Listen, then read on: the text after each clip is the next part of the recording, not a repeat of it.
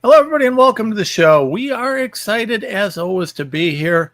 Lots of interesting things happening. Yeah, you know what? I got to tell you guys, I know this will be shocking to all of you. There's no question that we were shocked, but yours truly was banned again for the 900th time from YouTube. Can you imagine that? YouTube, the ultimate free speech platform. Again, they are grumpy. So nobody will be watching me today on YouTube. I'm sorry for any YouTubers. That is, well, not really any sort of a surprise at all. Anyways, I'm glad to be here. Glad to be back. Glad to be with you all.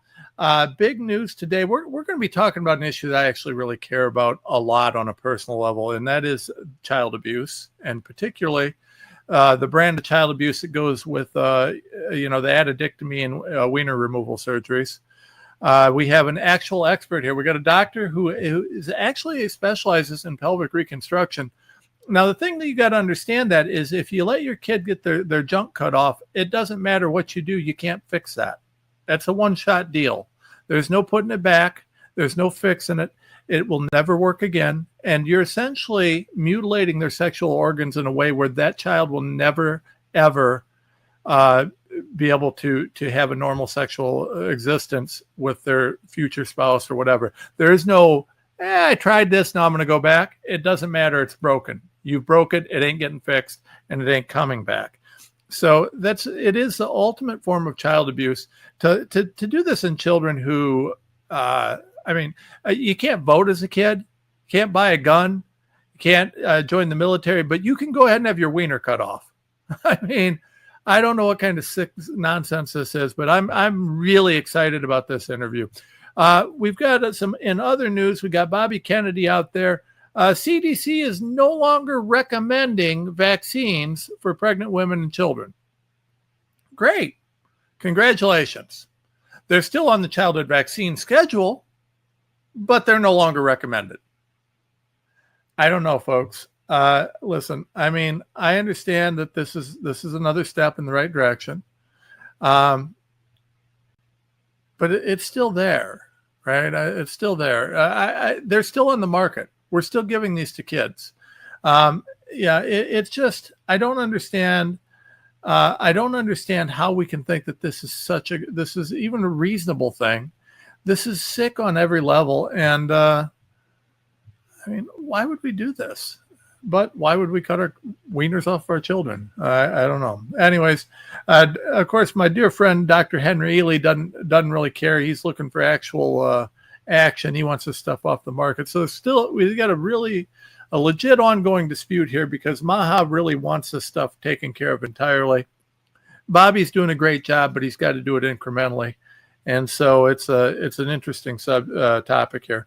GameStop, they bought 500 million in Bitcoin. I keep wondering how GameStop is in business because they sell video games and no one buys video games. They just go online to do it. I haven't figured out their business model, but somehow they got enough money to buy 500 billion in Bitcoins or million in Bitcoins. They're apparently doing something right. I don't know what that is. Big news, Doge and the Doge cuts are going to be sent to Congress next week from the president, apparently. At least that's the rumor. I'm hoping that that's true. It'd be really interesting to see Congress ignore that some more and continue to do nothing. But, at least it'll get sent over. So, like I said, lots of good stuff today. Before we get going, as always, I'm asking that you all consider supporting us. GiveSendGo.com/Renslaw. GiveSendGo.com/Renslaw. Please, your help, your support makes a world of difference. Anything you can do to help us, $20 a month or whatever you can give makes all the difference. We do need your help and support. Become a monthly donor at GiveSendGo.com/Renslaw. And then also make sure you go to TomRenz.com, www.TomRenz.com, which you have to type. If you search Tom Renz, all you get from Google is hit pieces. And I was actually told that you couldn't get to TomRenz.com from certain browsers. Apparently, I'm blocked on certain browsers. I was told that the Safari browser from Apple still lets you find me. But if you want to find me anywhere else, especially on Google Chrome, I think Google Chrome bans me entirely. So you won't find me there. You have to type www.timeruns.com. But go to shop, go to our partners and affiliates, scroll down. Kirk Elliott's Precious Metals, wonderful. Block Trust IRA. Make sure you're adding crypto. I mean, if you're apparently GameStop heard 500 million in crypto from for them. But if you want to add it to your IRA and get real crypto, this is the way to go. Trump likes crypto; it's going to be there. But today, I want to remind you guys, please check out Dulsa Natural Sweetener. Right. So this is a natural sweetener made from monk fruit. One of my favorite sponsors, and these guys are spectacular. I use their stuff. It tastes really good, but there's no sugar, and it doesn't cause cancer. It's from a natural fruit.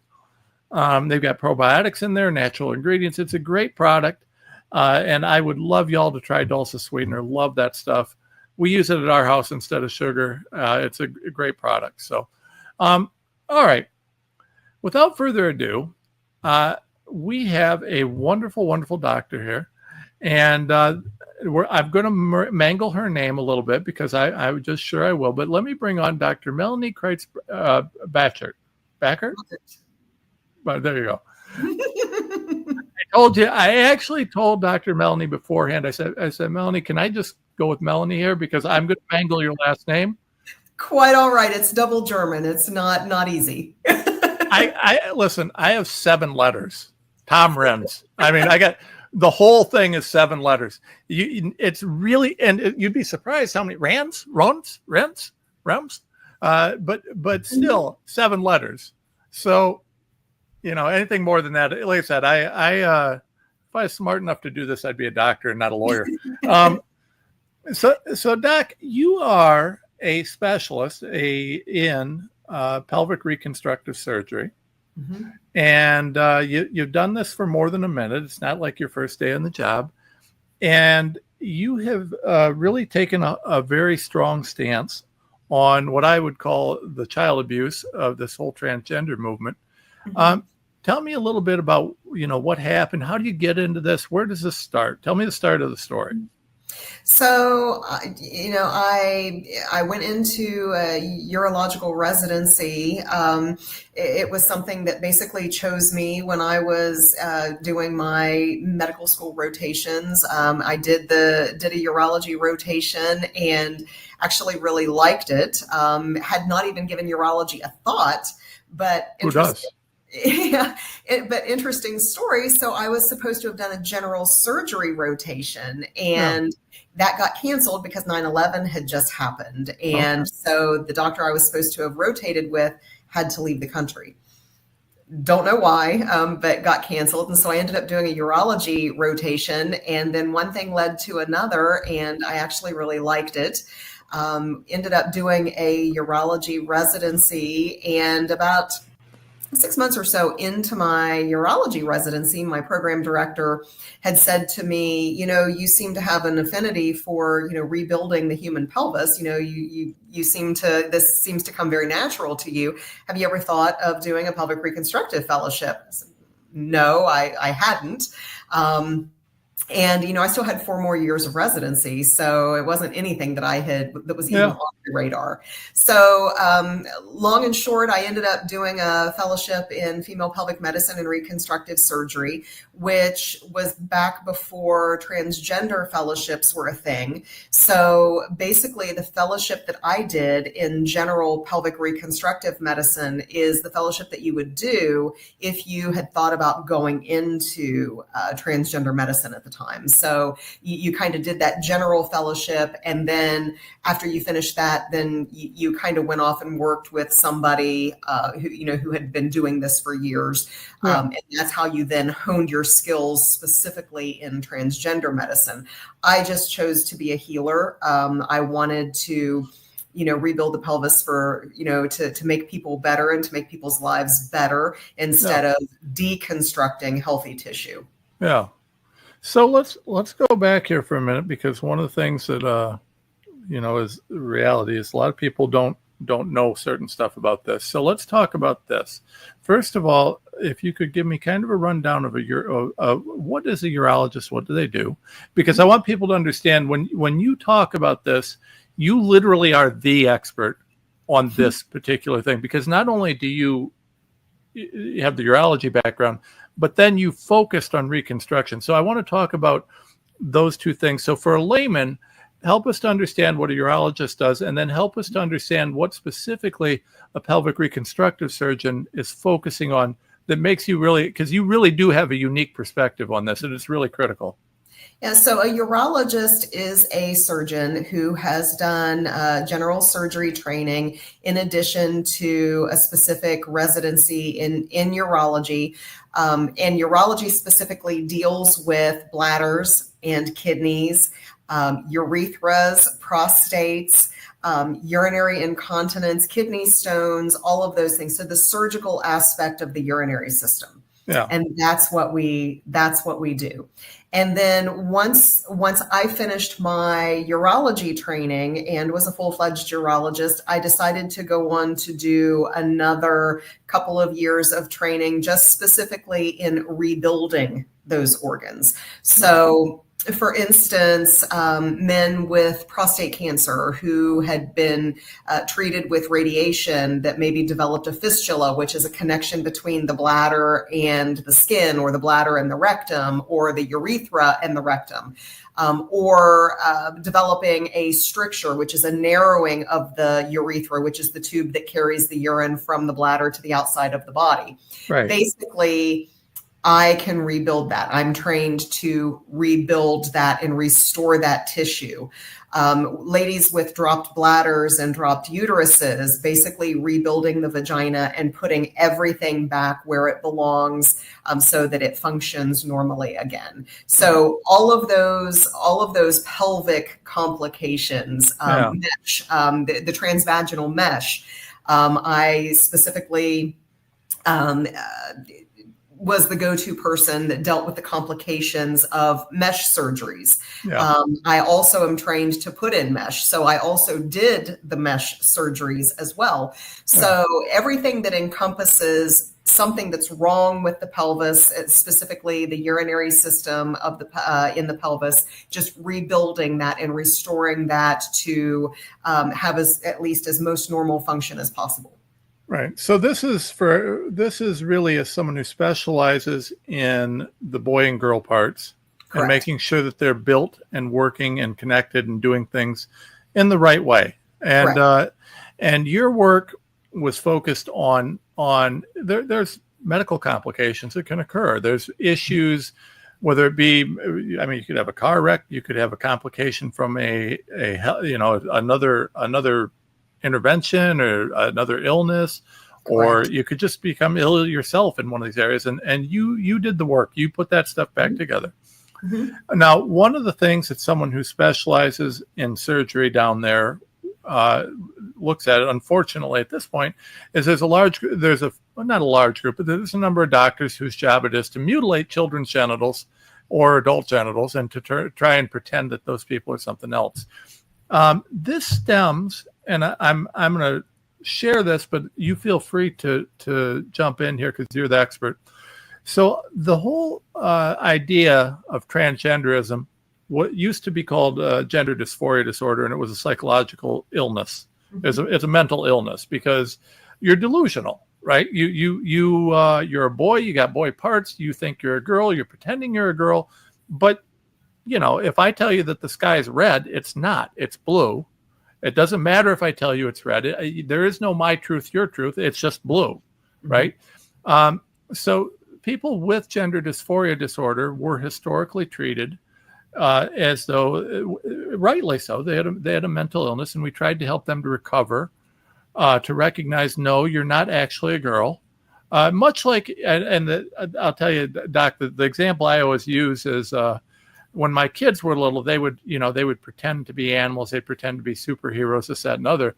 And the example I would always use is I'd say, listen, you can tattoo scales on your skin, and I can sew a tail on your butt, and you can tell me you're a dinosaur, but what you really are is an idiot who just is not a dinosaur, but an idiot.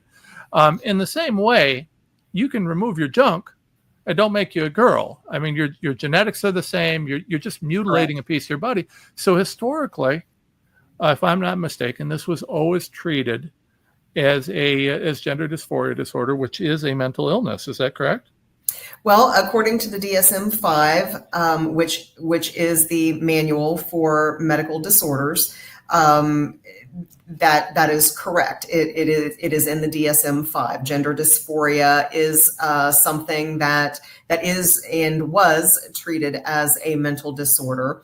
It has taken on different iterations as we have progressed. So, for instance, so the DSM-5 basically, and I'm going to give you a few statistics here, among males and females, gender dysphoria affects truly less than 0.014% of the population.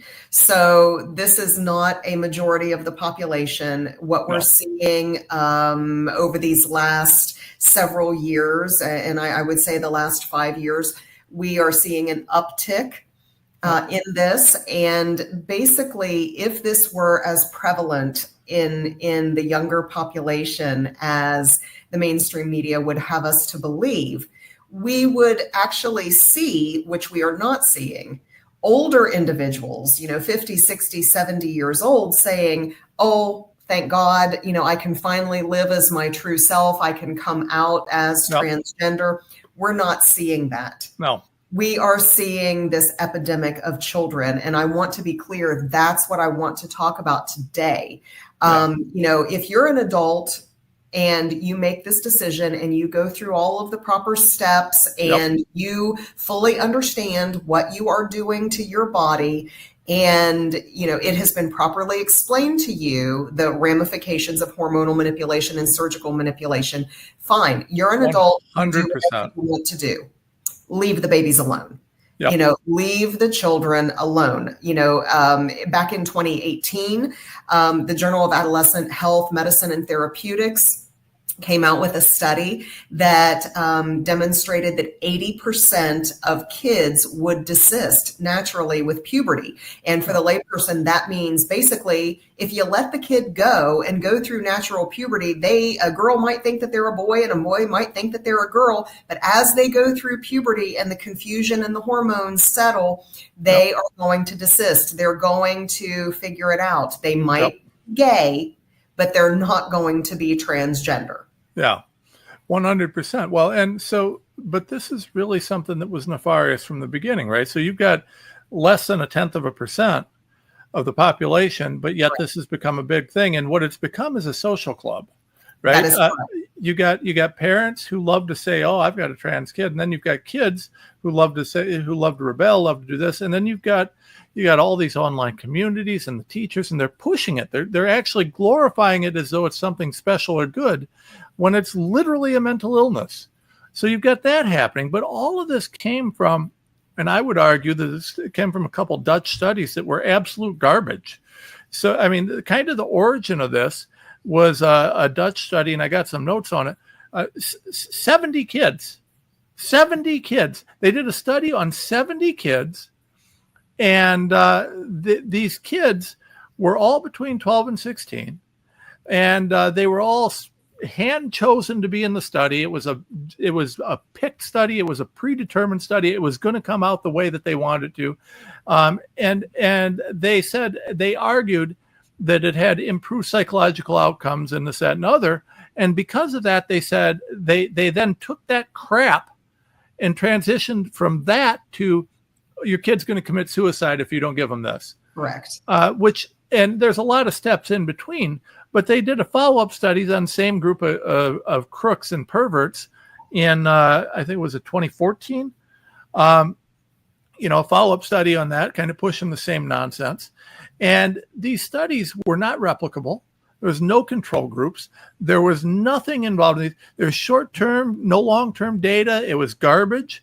The correlation was nowhere near the level it needs to be to prove any sort of causation in terms of arguing that these transgender surgeries did something positive for anyone. They didn't look at adverse events. They didn't look at ethics. There was all sorts of, the number of issues in these studies was so profound that to call them garbage science is, it's a bit of an understatement. Would you agree with that? I would absolutely agree with that. And, I have some points about that actually that I Please. want to make as well, in that vein. So whenever, and I've been very involved in research. When I was a private practice physician, I actually published my own 10-year data on my own patients. And I will tell you, I had a hard time getting that published because the journals who, in the last several years, I've come to find out are very skewed because these are handpicked editors of the journals. And it's, for lack of a better term, an old boys club. So basically, if you're a member of the academic club, you're going to get your studies published. And I would have these reviewers come back to me and say, well, you've got to change this and you've got to change this. Well, I'm not going to change it because my data is my data. I'm sorry if that doesn't agree with what you think it should say, but my data is my data. And whenever you're involved in research, generally you have to take statistics, or at least you should take statistics. And any mathematician, and you actually don't even have to be a mathematician, you just need to be a critical thinker. You can see how numbers can be manipulated. 100%. And you can manipulate numbers any way you want to. Even lawyers can figure that out. Yes. And, it's one of those things that studies can be very, very flawed. And the studies that you're mentioning, I'm going to tell you just some of the things that I've seen and that I've also read with how these studies are flawed. And I mean, we're talking the Journal of Pediatric Medicine, we're talking the Journal of Sexual Medicine, Journal of the American Medical Association. So the problem with these studies is that, first of all, they don't correct for mental health. So basically, they don't have a control group that is getting mental health care, and then their study group that's going through these studies.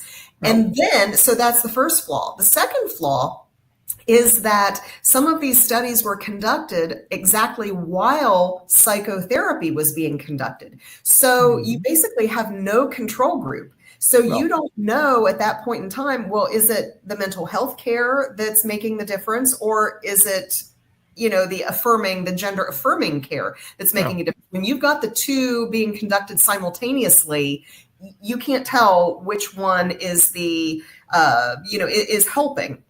Another issue, they don't have comparison groups. So like we were talking about, a control group, which is exactly what it says, a group that is controlled for very controlled parameters. And then you have the study group that looks at parameters that aren't controlled. Also, generally, these reports are of reporting on individuals undergoing hormonal manipulation over the age of 18. So not even speaking about children who are in their formative years. Right.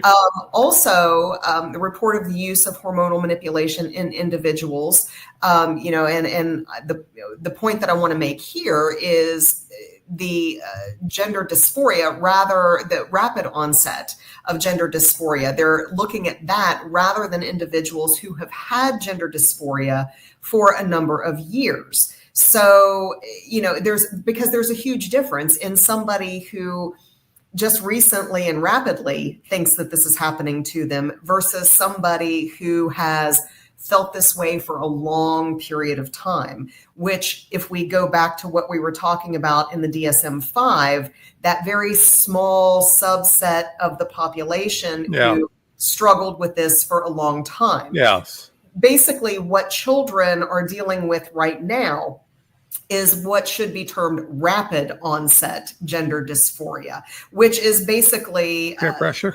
A scientific way, a nice professional way of saying these kids are going through hormonal manipulations and the same confusion of adolescence that we all went through. Yep.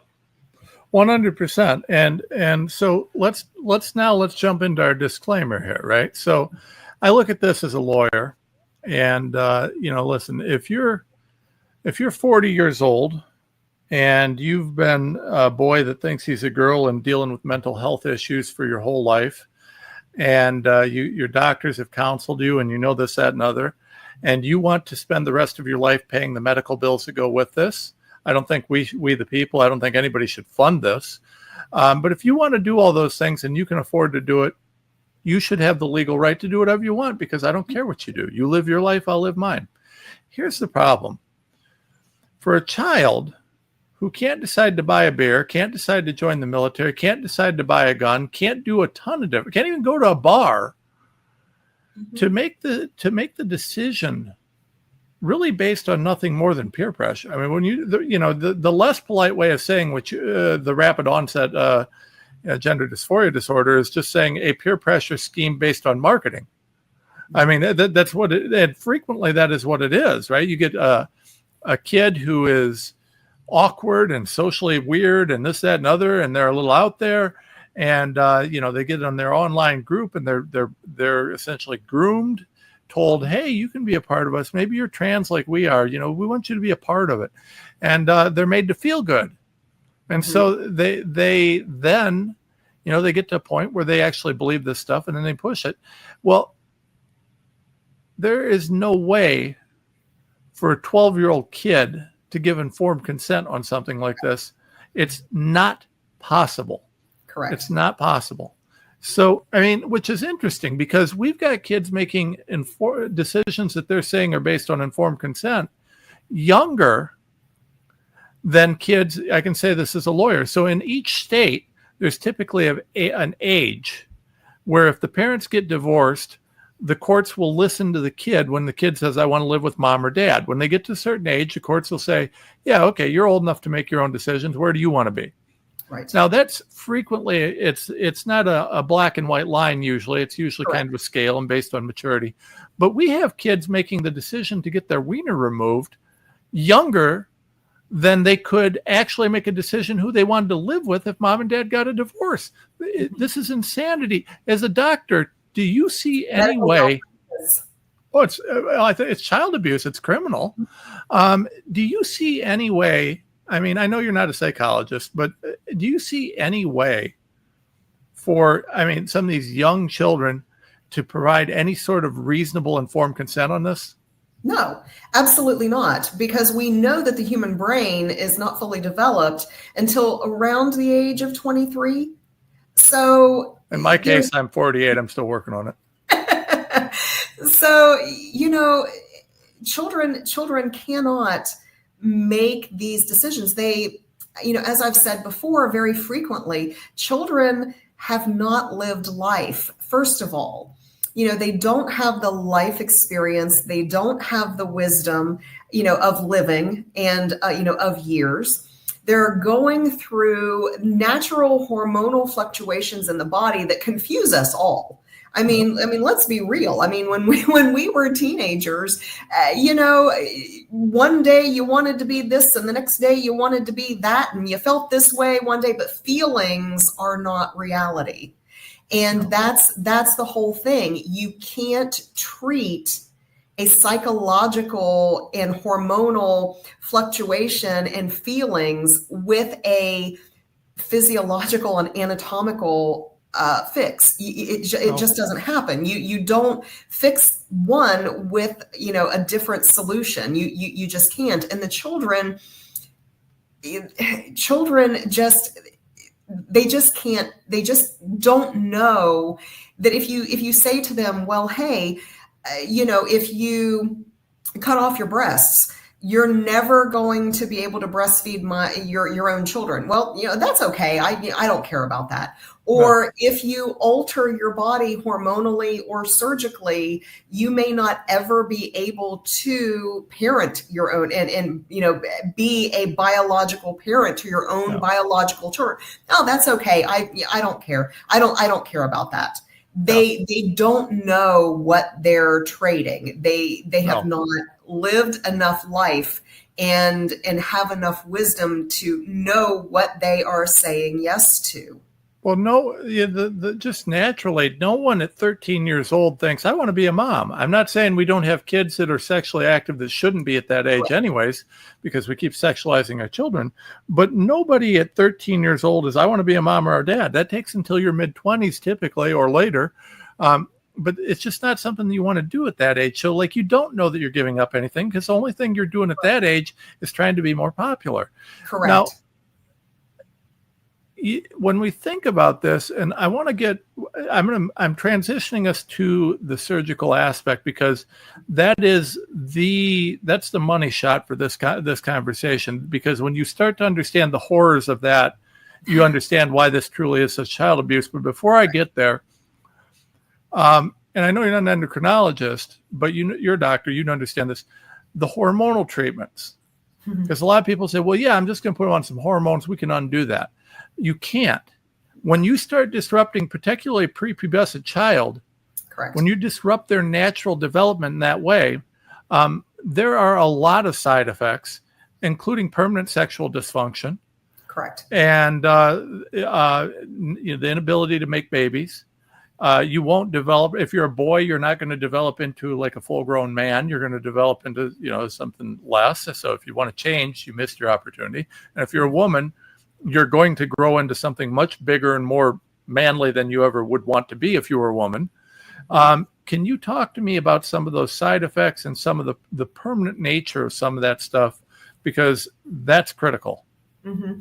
So, probably the biggest one is the maldevelopment of sex organs. So if you are taking, a developing body and you are subjecting it to the opposite set of hormones, the sexual organs are basically going to shrivel. They're going to atrophy, and atrophy is a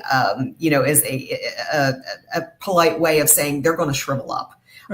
So if you have testicles and you are exposing those testicles, which are responsible for producing sperm, which make babies, if you're exposing that to high levels of estrogen, then those testicles are not going to develop properly. They are not going to develop sperm properly. So even if you do decide, 2-3 years from now, hey, then I want to go back to, being a boy. Well, that's great and dandy, but you're not going to, you miss that window of growth. And basically you shut down the normal bodily function. And the same is also true, for females and uteruses and ovaries.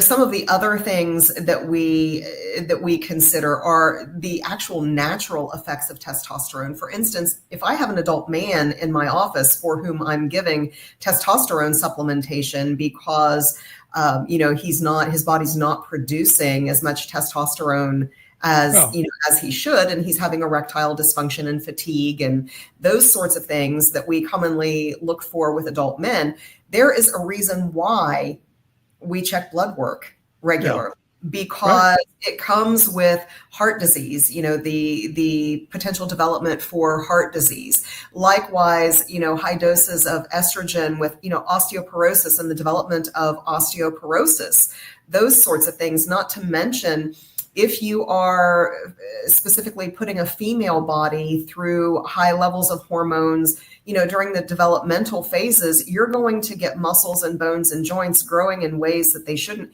That causes a tremendous amount of pain. I mean, just physical pain. Yeah. The way I try to explain it is kind of like you're in this cavity and you're exposing a bunch of hormones. Well, all of a sudden your body is exploding. The cavity's not getting any bigger, but what's inside the cavity is. Yeah. So you've got all of this pressure building on the cavity. That's the same thing that your bones and joints are going through, with high levels of testosterone during your developmental stages. If you're a girl, subjecting yourself to testosterone therapy.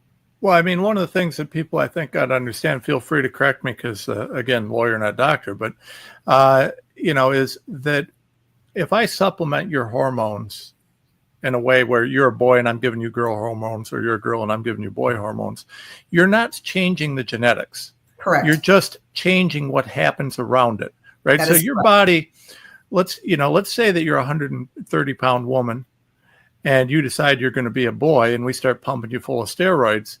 Well, you didn't have the male growth hormones and the supplemental hormone, all the different things that make you grow into a boy, all the genetic predispositions that make you a boy when you were growing up. So now what's going to happen is you're going to look a little more manly. You're going to have more manly features, but you're putting that manly stuff on a frame that wasn't designed to build it or to hold it.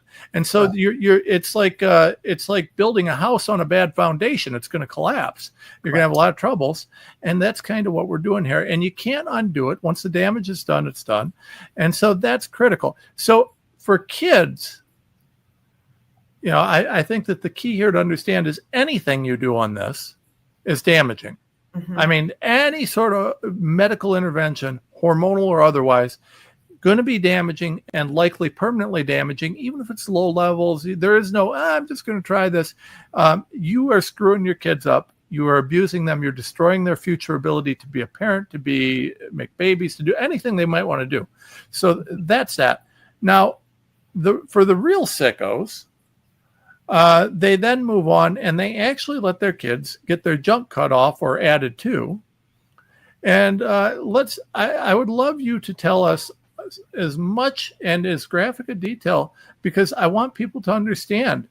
And by the way, folks, if you don't like hearing graphic detail, tune out, because this is a big deal. I want people to hear in graphic detail how horrible this really is. Can you talk to us about what they're doing and how they're doing it? Mm-hmm. So, the argument has been made that doctors will say, well, it's no big deal. You can rebuild the body. Well, in some instances, yes, but generally no. You can cut off breasts and you can replace breasts later on, but you're never going to have the ability to breastfeed. Those breasts are never going to function as they intended. Again, you are changing your outward appearance. They're also, you can't, there's no sensation. There's no feeling. You've cut the nerves. So it's the breasts are then numb. Yeah. So the same thing happens when you're talking about bottom surgery. And that is very graphic. And that for anybody that has ever seen these surgeries or even seen the complications, it is graphic. It is barbaric. It takes healing time that may not even heal properly. So for instance, if you are a female and you want to become a male, then basically you have to start undergoing lots of testosterone therapy. You're going to start experiencing things that you didn't, you were not prepared for. Meaning, for instance, the clitoris will grow. The clitoris would then become the head of the penis. And physiologically and embryologically, as we're developing, in the womb, that's the difference between males and females. There are things that develop similarly, and then they differentiate into male and female. So as we're developing, the clitoris is also analogous to the head of the penis for boys. So when you develop as a female, you end up developing a clitoris. If you were a boy, then that same tissue would develop into the head of the penis. So basically, if you're exposed to testosterone, the clitoris will grow. When the pelvis is rebuilt, the clitoris is then flipped around and that becomes the head of the penis. And basically you take the inside, you take the vagina and you take that tissue and you take some surrounding tissue and you fashion a penis, which frankly ends up being what we call a micro penis, meaning it only ends up being, a little thing. So not anything that is generally able to function for truly penetrative sex. So in those instances, there's no way to make that bigger with the exception of altering that tissue again with something like a penile prosthesis, which then you are taking already scarred tissue because you've already altered that tissue and you are now putting a mechanical device in it. And for men that get penile prosthesis, they know that a mechanical device, one or all parts of that device is going to fail at some point in time and need to be replaced. Robo junk. Yeah. You're robo junk, but it's going to break down. I mean, that's no good. You don't want to go to the mechanic for that one. Correct. And, not to mention, once you put that device in, you're putting that device in already scarred tissue. So healing is also going to be compromised.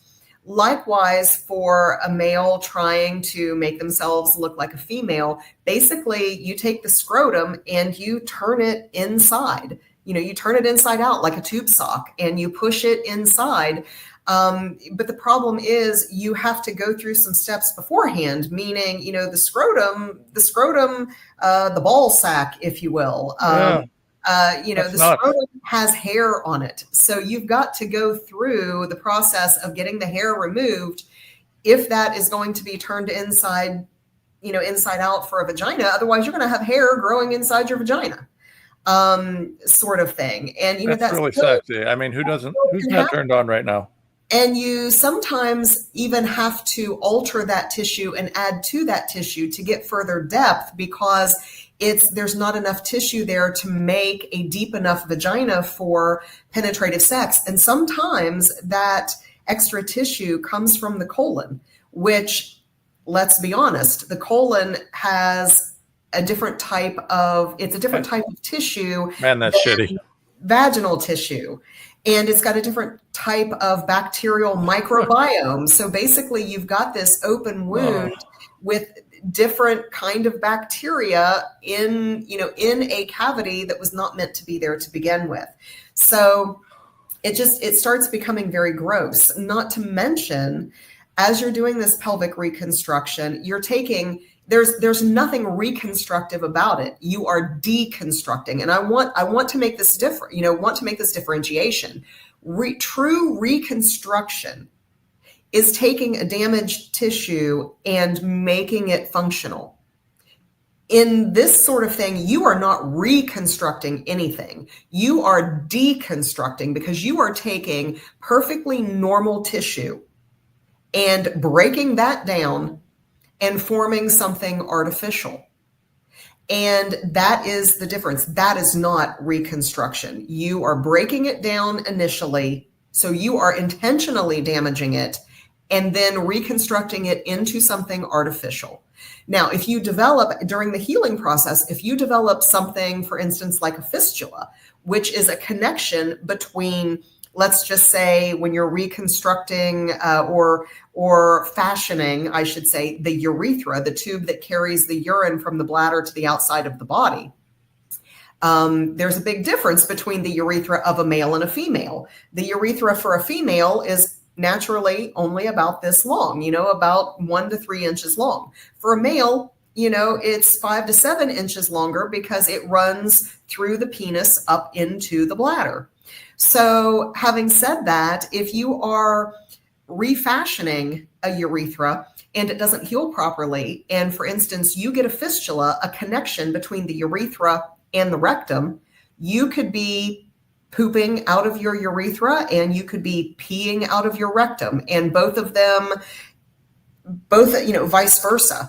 So yeah, talk about something that's very unappealing, and not to mention the ramifications after that. If that can't be fixed, if that is something that cannot be fixed, and in some instances it can't. We see this in men who have had radiation with prostate cancer. Unfortunately, these instances sometimes cannot be fixed, and you're left with a urinary bag or a stool bag on your abdomen. If you develop a stricture, which is a narrowing of the urethra that can't be fixed, you're again left with a tube, so basically a catheter that goes in above the pubic bone into the bladder, and that's how you empty your bladder. And this is something that may or may not be permanent.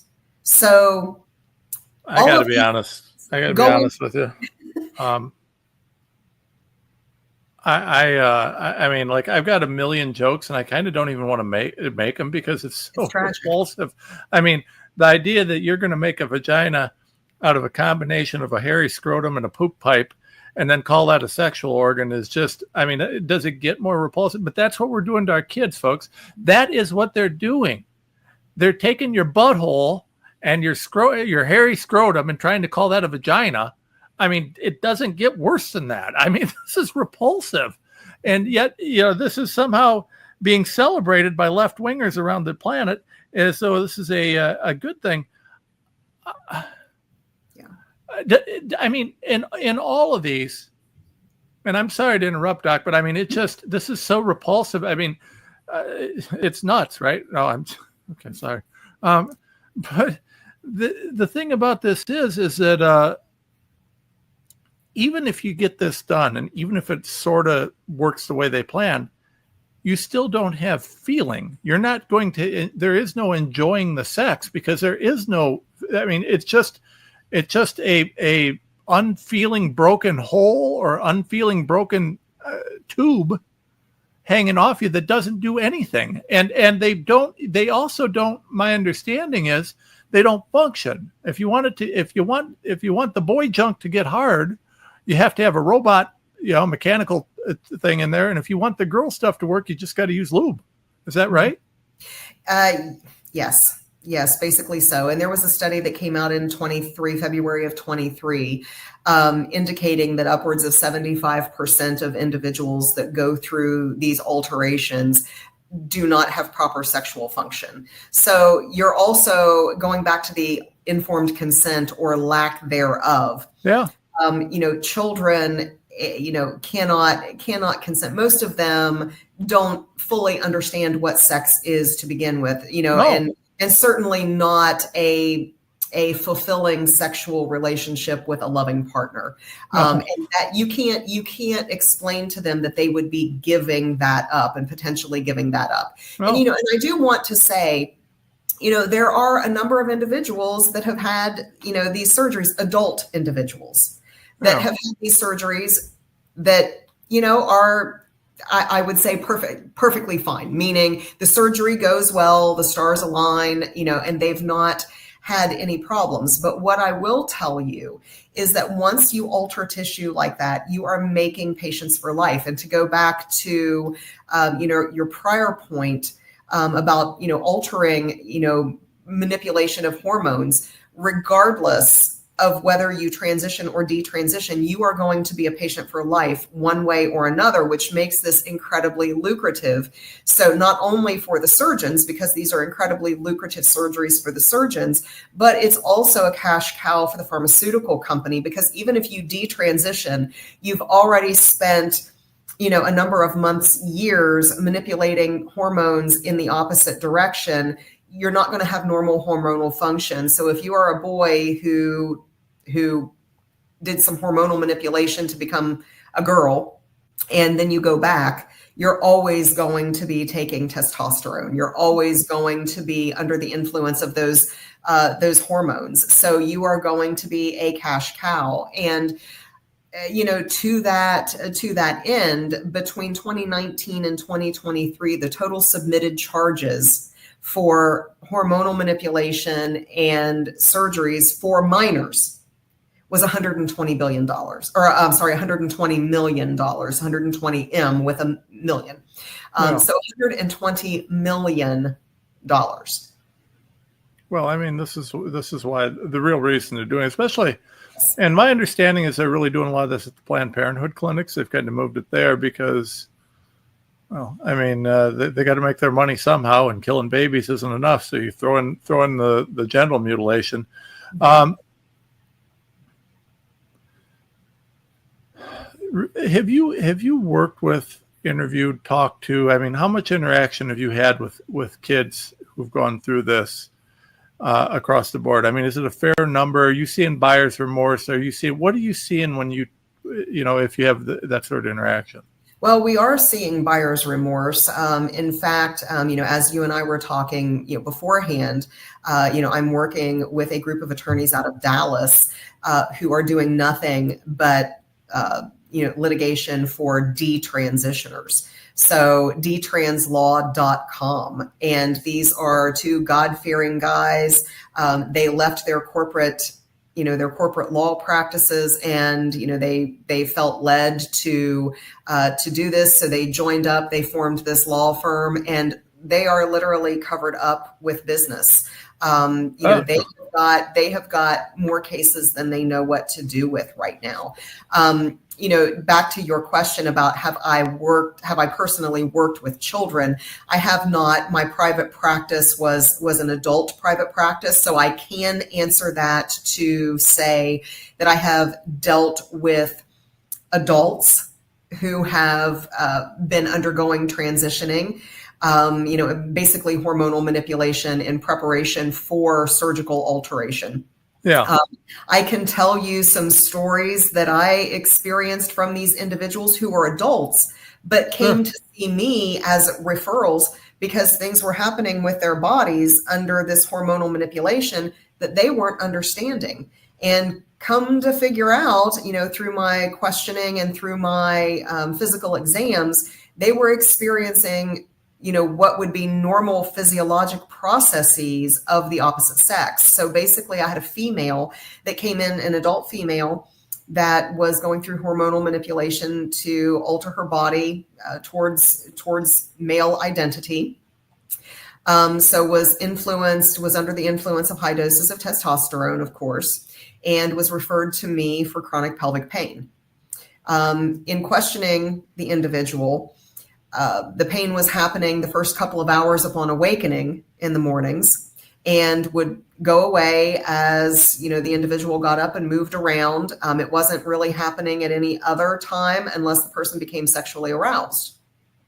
So what was happening was the patient was having the equivalent of male morning erections. The clitoris was enlarged. It was becoming engorged in the mornings, as men deal with, and it was hurting, because the clitoris basically could not handle the blood flow. It wasn't the size of a penis, and so it was causing pain.